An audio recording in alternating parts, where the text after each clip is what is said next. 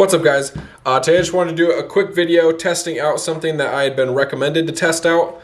So it is the 565 multi-purpose cutting kit, and it's this router looking thing here. I got recommended by Shane, so Shane, thank you for the recommendation to try this out. And what it is it just acts as like a little miniature router, and what you do is you just, I got a 106 carving bit in there. It's in there just under 7/8 of an inch.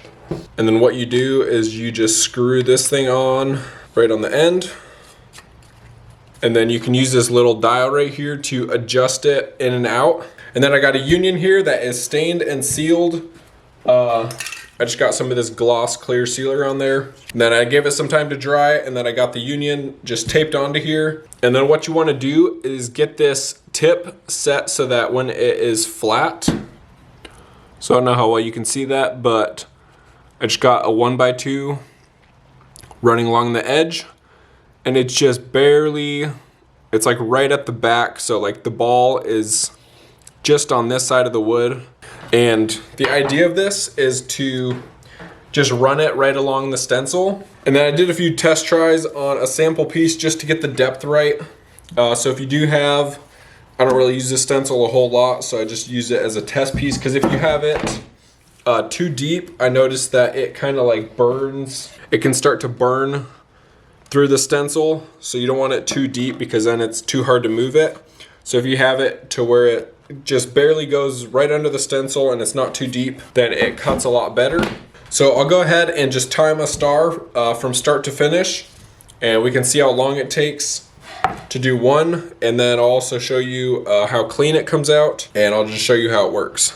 All right, so I'm gonna use the Dremel on full speed.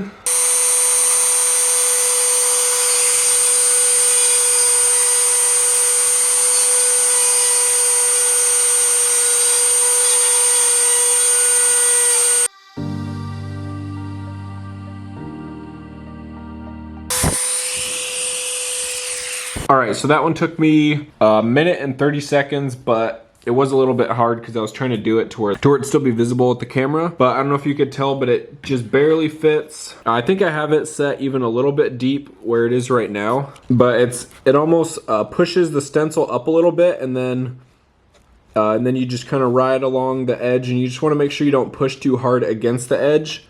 Do your best to kind of follow it, but then you can still use it as a little bit of a guide. Before I pull off the stencil to show you how it looks, I'll go ahead and do the rest of these just so we can see what it looks like all together. And then I'll see how many screw-ups I have and how bad they are, if there are screw-ups. So let's go ahead and get the rest of these carved out.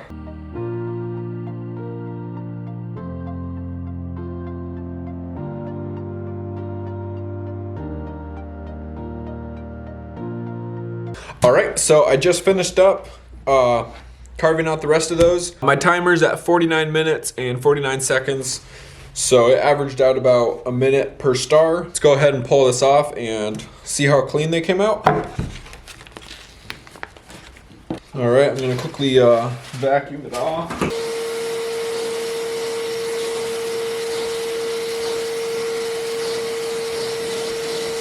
So for the most part, it looks like they turned out really nicely, actually. There's a few just like small things here and there if you look closely. Like right here, there's a little bit of a mess up. Right here, just maybe in the corners. But overall, they actually turned out really clean. And then for the stencil, I did notice there was like a few spots on the stencil where it did eat away at the stencil just a little bit. So like right here, where I was just like getting, I don't know if that's from pushing into it too hard maybe.